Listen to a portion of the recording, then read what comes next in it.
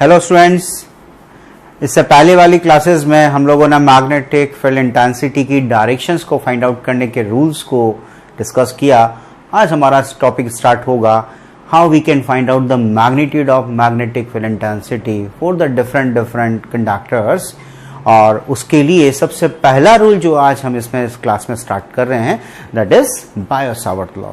According to Biot-Savart, if we have a current carrying conductor or especially if we have a small element there, conductor की बात किया और इसमें एक small element को हमने कंसीडर किया जिसका लेंथ कितना है dl और इलेक्ट्रिक करंट कितना फ्लो हो रहा है कैपिटल I, और इससे स्मॉल r डिस्टेंस पर अगर किसी पॉइंट P पर मैग्नेटिक फील्ड इंटेंसिटी की वैल्यू को फाइंड आउट करना है तो again right hand thumb rule, magnetic field intensity की डायरेक्शन इनवर्ड। तो हम इसे में शो कर दें कि इस स्मॉल एलिमेंट की वजह से मैग्नेटिक फील्ड कितना होगा dB, और क्या लगा दिया हमने, क्रॉस लगा दिया। क्रॉस का मतलब आप जानते ही हैं, magnetic field is inward means inside that paper. Okay, and the angle between that small element and the line joining this point P, this point P is, we are taking a small r. Okay, so let's see the rule of Biot-Savart. According to Biot-Savart, that magnetic field intensity is directly proportional to electric current flowing through that conductor. उस conductor से कितना magnetic field intensity होगा वो किस पे depend कर रहा है, कितना इलेक्ट्रिक करंट उसमें से पास आउट हो रहा है। Secondly, it depends on directly proportional to the length of small element.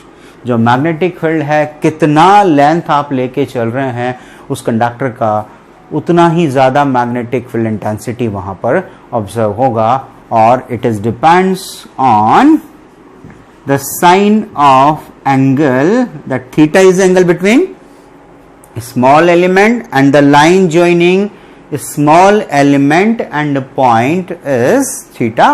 So it is depends on the sign of angle between a small element and the line joining the small element and point. So this is the third, and dB is inversely proportional to the square of distance between a small element and the point joining that line, distance between the small element and the point, that is inversely proportional.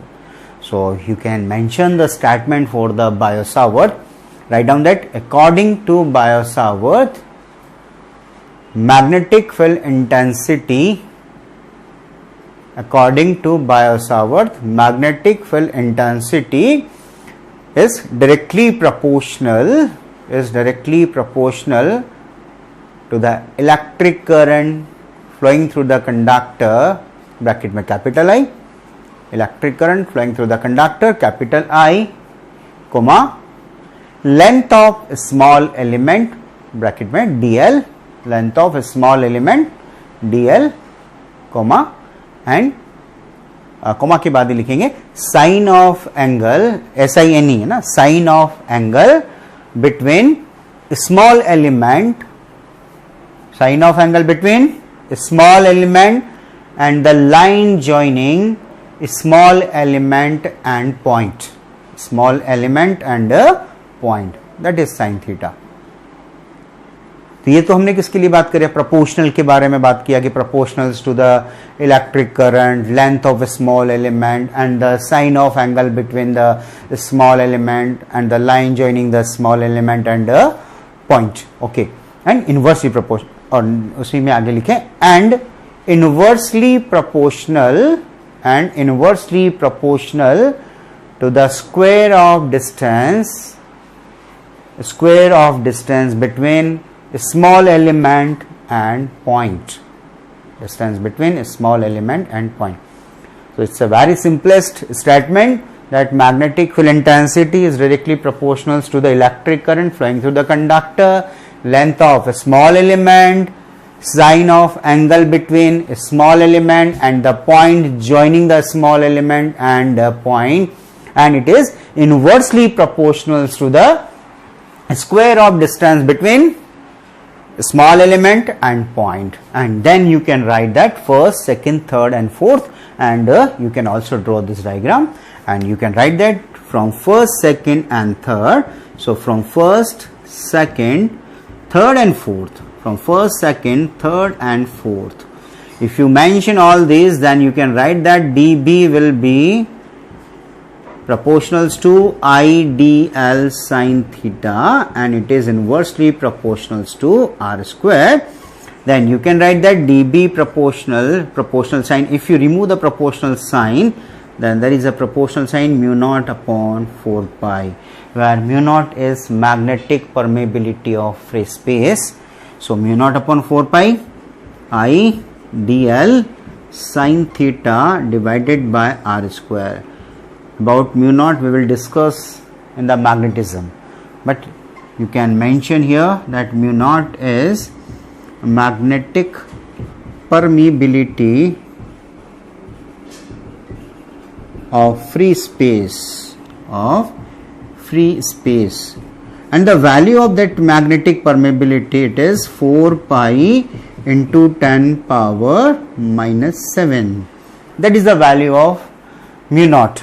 तो mu naught की value होगी तो 4 पाई की form में, नीचे भी 4 पाई आ रहा है, मैथ्स वालों को बड़ा मजा आएगा, 4 पाई से 4 पाई उड़ा दोगे, हमारे पास किसकी वैल्यू निकाल सकते हैं, डीबी की। ये तो एक सिंपलेस्ट फॉर्म में यानी कि मैग्नीट्यूड की फॉर्म में हमारे पास रिजल्ट आया, लेकिन magnetic field intensity is a vector quantity, तो इसको वेक्टर फॉर्म में लेकर के जाने के लिए हम क्या करें, आपने देखा यहाँ साइन थीटा आ रहा है और हमें पता है A B sine theta, we can write A cross B, A B sine theta we can write A cross B. इसका मतलब इसको भी हम वेक्टर फॉर्म में यूज करें तो कैसे इसको यूज कर सकते हैं वेक्टर फॉर्म में यूज करने के लिए, dB is equals to mu naught I वैसा का वैसा divided by 4 pi R square is also same.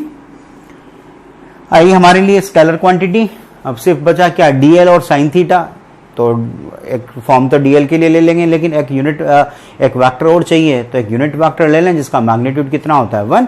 तो यहां हम कैसे लिख देते हैं, dl को हमने यूज किया, this is dl cross r cap is a unit vector, r cap is a unit vector. इधर साइड में अगर आप इसको सॉल्व करके लिखते हैं तो जरा देखें, dl क्रॉस r कैप को हम क्या लिख सकते हैं, dl तो dl होगा मैग्नीट्यूड, r यूनिट वेक्टर है तो मैग्नीट्यूड 1 और दोनों के बीच का एंगल क्या लिख दोगे, साइन थीटा। तो इससे जो रिजल्ट आने वाला है वो क्या होगा, this is dl sine theta. ये हमारे लिए dl साइन थीटा को आप क्या लिख सकते हैं, you can write that dl cross r के यूनिट वेक्टर की फॉर्म में हमने इसको लिख दिया। एक और फॉर्म चेंज कर सकते हैं, यूनिट वेक्टर को we can write vector divided by magnitude. इसका मतलब r कैप को आप क्या लिख सकते हैं, r vector divided by its magnitude. So dB will be equals to mu naught I, और इसको चेंज करा हमने तो dl क्रॉस r कैप को क्या लिखेंगे, r vector divide by r, और r स्क्वायर कितना हो जाएगा 4 पाई r क्यूब। सो और वेक्टर में लिख रहे हैं तो यहाँ वेक्टर लगाना ना भूलें। तो ये हमारा एक लास्ट फॉर्म इसका यूज होगा, this is also a magnetic field intensity in the vector form। 3 form आ गए, मैग्नीट्यूड की फॉर्म में तो हमने लिख ही दिया, वेक्टर फॉर्म में लिखना चाह रहे थे, वेक्टर में कन्वर्ट कर दिया, यूनिट वेक्टर यूज कर लिया। क्यों लिखा, dl साइन थीटा को क्या लिख सकते हैं, dl क्रॉस r कैप, कैसे सॉल्व किया, यूनिट वेक्टर का मैग्नीट्यूड 1 तो dl साइन थीटा, तो r कैप को भी चेंज किया, r कैप को चेंज किया तो वेक्टर फॉर्म, एक और वेक्टर आ गया divide by magnitude, r cube की फॉर्म में हम इसको यूज कर सकते हैं। तो ये हमारे बायो-सावर्त का मैग्नेटिक फील्ड इंटेंसिटी को फाइंड आउट करने के लिए रूल हमने यूज किया।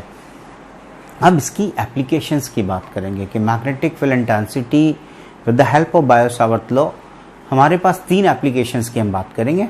First application, for the circular loop we have to find out the magnetic field intensity at the center of the circular loop, then we can find out the magnetic field intensity at the axial point, या axis पर आपको किसी point पर magnetic field intensity को find out करना।